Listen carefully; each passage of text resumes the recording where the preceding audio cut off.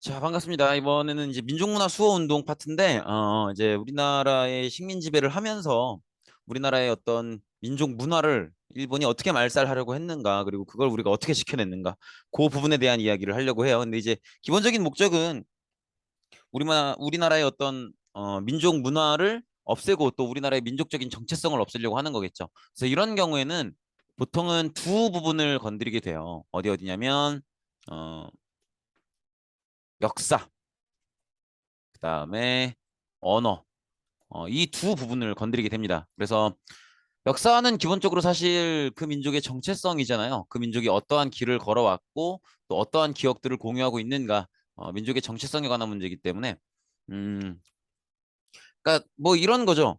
여러분들도 여러분들 친구를 알아볼 때, 그리고 여러분들의 친구가 여러분들한테 어떠한 의미인지 생각할 때, 그 친구와 함께 보냈던 시간들을 떠올리잖아요. 그걸 통해서 그 친구가 나한테 어떤 의미인지를 생각을 하죠. 그런 것처럼 우리 민족이 어떤 시간을 보내왔는가가 우리 민족의 정체성이란 말이에요. 그래서 이 정체성 자체를 왜곡하기 위해서 역사를 왜곡하려는 노력을 많이 보이고요.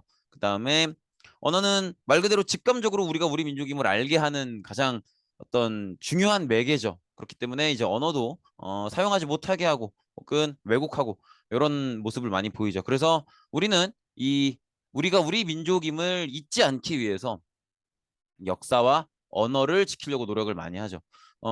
우리가 이 일제 식민지 처음 배울 때 PPT 커버에 그런 얘기가 있었죠. 우리가 우리 육체를 잃어버리더라도 우리 정신만 멀쩡하다면 우리는 언젠가 다시 건강해질 수 있을 것이다. 이런 얘기를 하잖아요. 즉 무슨 얘기냐면 우리가 정부도 잃어버리고 국가라는 틀도 잃어버렸더라도 그래도 우리가 우리 민족이라는 그 기억만 가지고 있고 그 기억만 잃지 않고 있으면 언젠가 우리가 다시 지금 우리의 정부와 국가를 빼앗은 그 사람들을 몰아내고 다시 우리 정부의 국가 이 틀을 되찾을 수 있을 거다. 이런 얘기인 거죠. 그래서 그걸 위해서 우리의 문화를 지키려고 노력하는 모습들을 보자는 건데 그 중에서도 역사를 지키려고 하는 모습들, 그 다음에 언어를 지키려고 하는 모습들을 본다는 거지. 이렇게 보시면 되겠고, 우리말과 역사를 지키자. 이 부분은 빠르게 한번 볼게요. 일단은 일본이 이렇게 한국인 동화 정책을 펼치면서 우리의 말과 글의 사용을 통제하는 모습을 보였고 역사를 왜곡하는 모습을 보였고요. 그래서 그런 것들을 지키기 위해서 일단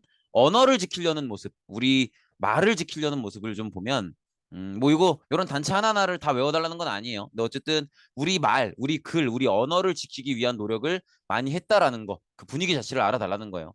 일단 조선어 연구회라는 단체가 있어서 이 단체에서는 우리 말을 잊지 않게 하기 위해서 각야날, 지금의 한글날이죠. 각야날을 제정했고요. 그다음에 한글이라는 잡지도 발간을 합니다. 이런 식으로.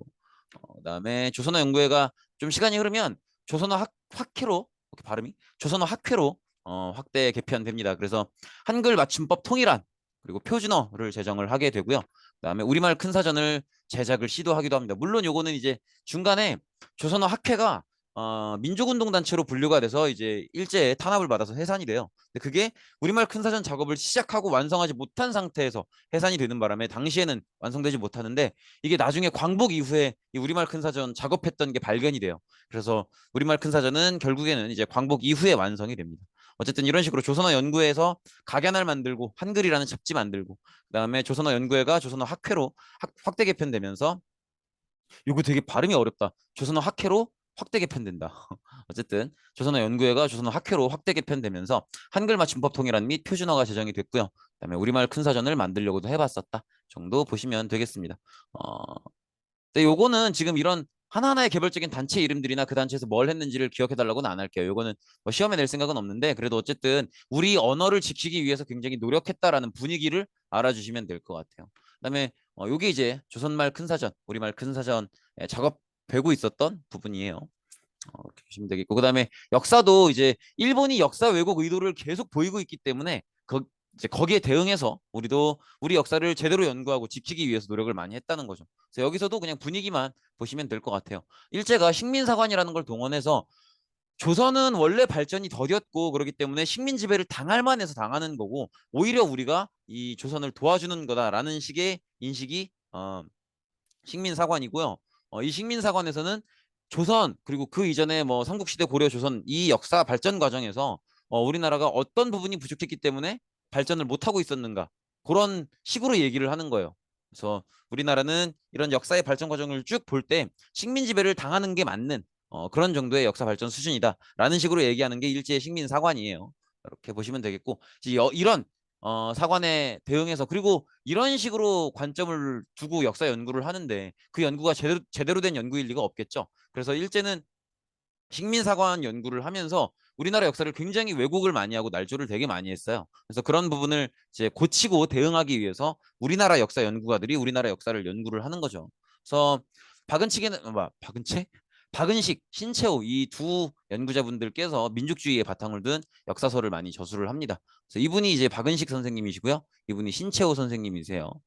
그래서 이렇게 보시면 되겠고 그다음에 백남훈 선생님은 이제 우리나라의 사회주의 역사관을 이렇게 유물사관이라고도 하는데 근데 사회주의 역사관의 특징은 뭐냐면 전 세계가 예외 없이 같은 과정과 같은 단계의 역사 발전 단계를 거친다고 보는 게 사회주의 역사관인데 백남훈 선생님의 주장은 그 전 세계가 공통으로 거치는 역사 발전 단계에 우리도 똑같이 거쳐왔다는 거예요. 그러니까 우리가 뭐 다른 나라들, 다른 민족에 비해서 식민 지배를 받는 게 당연할 만큼 뭐가 뭐 뒤처져 있고 그런 게 아니라는 거지. 이해되시겠죠? 그래서 어, 이런 사회주의 역사관을 연구를 하셨고요. 이분이 이제 백남훈 선생님이십니다. 그다음에 이병도, 손진태 이런 분들이 이제 진단학회를 조직해서 이분들은 우리 민족을 긍정적으로 인식하고 민족의식을 다지기 위해서 역사를 연구하는 게 아니라 정말 한국사 그 자체를 학문으로서 연구하기 위해서 노력을 굉장히 많이 하신 분들이고 오늘날 한국사학계의 기본적인 골격이 되는 연구들이 대부분 이분들에게서 나와요. 그렇게 보시면 되겠고 그래서 이렇게 박은식, 신채호 선생님의 민족주의 역사, 우리 민족의식을 좀 높이기 위한 역사 연구, 그 다음에 백남훈 선생님의 어떤 사회주의 역사관, 그 다음에 이병도, 손진태 선생님이 진단학회를 조직하셔서 하셨던 학문 그 자체로서의 역사, 이런 역사 연구 과정들이 있었다라는 거.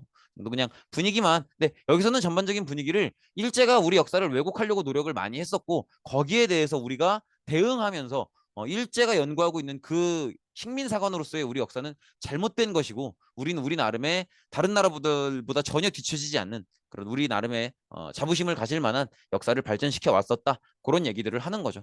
이렇게 보시면 될 것 같고요. 이분이 이병도 선생님이십니다. 이렇게 보시면 되겠고 그다음에 종교단체로는 뭐 여러 종교단체들이 있어요. 이렇게 있는데 음, 제가 가장 좀 그래도 기억해 두길 부탁드리는 건 저번에도 얘기를 했지만 대종교예요, 대종교. 왜냐면 이 대종교가 아까랜다. 그 지난 언제 대종교 얘기를 했었죠? 하여튼 대종교를 지난 시간에 한번 지난번에 말씀을 드린 적이 있는데 단군을 숭배한다고 했었죠. 단군을 숭배한다고 했었고 그렇기 때문에 가장 민족주의적인 성격을 띠는 그런 종교예요. 그래서 어느 종교보다 가장 열심히 우리 무장 독립 투쟁으로서의 독립운동을 많이 지원을 해줘요. 그래서 이런 부분들 요것 때문에 기억해달라고 하는 거예요. 일단 단군을 믿는 그래서 가장 민족적인 종교라는 거 그다음에 무장 독립 투쟁을 벌이고 있다라는 거. 요거 대종교가 제일 중요하고요. 그다음에 동학이 바뀌어서 된 거죠. 천도교. 천도교는 개벽이라는 잡지를 창간을 했었고 나름대로 야학이라고 밤에 운영되는 학교를 운영해서 일반 백성들, 일반 민중들이 조금이라도 더 계몽될 수 있기를, 그러니까 조금이라도 아는 게 많아지고 하다못해 글이라도 읽을 수 있게 되기를 바래서 그런 부분에서 노력을 많이 했었고요. 그다음에 기독교에서도 뭐 교육, 의료 사업 이런 데서 굉장히 열심히 활동을 합니다. 그리고 불교에서는 이분이 한용운 선생님이세요. 이분이 이제 불교의 친일화를 반대하는 이런 불교 유신론을 주장하기도 했습니다. 그리고 이분은 그걸로도 유명해요. 3.1운동 때 이제 3.1운동을 하다가 잡혀 들어가는데 당시에 이제 검사가 왜 3.1운동에 참여했느냐, 왜 일제 지배에 대해서 뭐 반대하느냐 이런 식으로 막 따져 물으니까 거기에 대해서 굉장히 논리적으로 반박하는 글을 썼던 걸로도 유명하신데 어쨌든 불교에서는 한용운 선생님께서 이렇게 불교가 친일화되어 가는 과정을 막고 그다음에 불교를 개혁하기 위해서 노력을 했었다. 왜냐하면 당시에 사실 불교가 상당히 친일화가 많이 진행이 됩니다. 많이 친일화돼요. 그래서 그걸 좀 막아보려고 노력을 많이 하셨었다. 그렇게 보시면 될 텐데 역시 가장 중요한 건 대종교를 좀 기억해 주시면 좋을 것 같아요.